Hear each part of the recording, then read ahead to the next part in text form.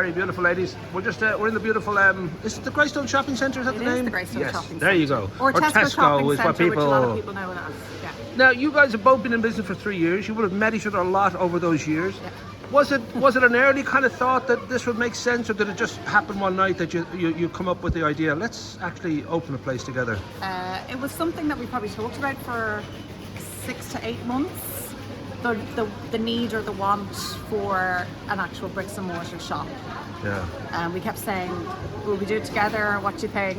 We've been in Kilrudry last year together. We've been always positioned one beside each other. Yeah. And we noticed that, our stock complements each other. So if whoever's buying toys, we'll go and look at the beautiful dresses and vice versa. So we're both local mums and we got on well. It must have felt like a pipe dream, because Greystone is not the easiest place to find the premises in. It's a real, yeah. and it's a gold mine. It's expensive. It can be, quite a lot of work. I'm wondering whether you just had a moment again where you just thought, actually, this will work. Maybe it was when this place became available. But it seems like a huge leap from talking about it to, okay, let's move in. We've been on a lookout, I guess. Both of us have been on a lookout for ages for a place. And then when the miracle happened, we got a pop-up here. Vicky called me beginning of December and said, do you want to come into Tesco Shopping Centre beside Des Doyle and do a pop-up? I was like, oh, do I, don't I? And then about a week later I rang her going, right, let's do it. So I took it from probably mid-December. I said, no, I'm taking it. Even if no one can, I have to take it because it's a rare opportunity.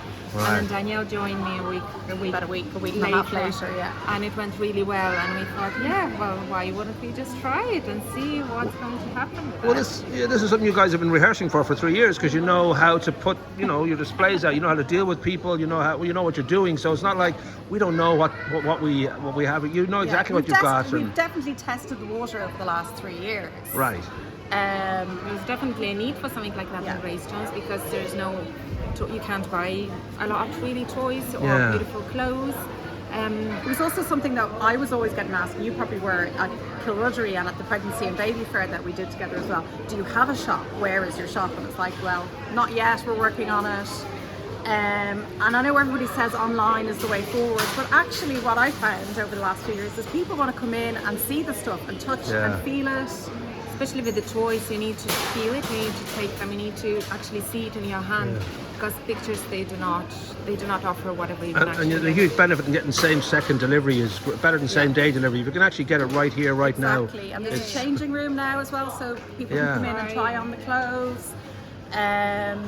We're not having to set up every morning and pack it away, standing in the freezing, frantically checking the weather as to what it's going to be like next Saturday. So there is a sense to, I think there's a sense to the online, like Amazon to me is almost like a pot noodle or something. You feel guilty when you use it, because it's just so quick and easy. You didn't have to do any cooking, didn't have to go and get ingredients. You just put it in the microwave and it's ready.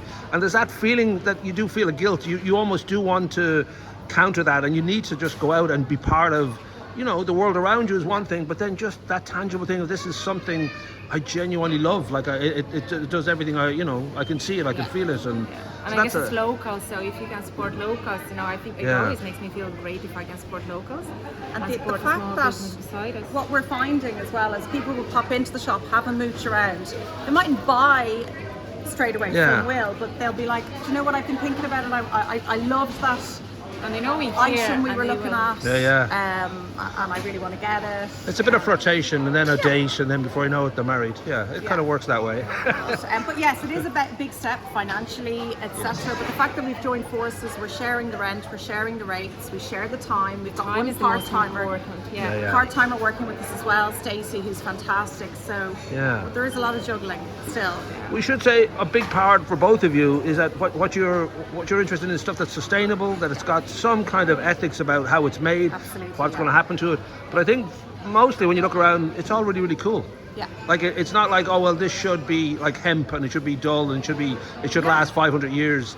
This should be something that the kid themselves just love. Exactly. So that balance is great when you get it, when you can find that kind of stuff. That's the and thing, it passed down through the generations, both clothes and toys.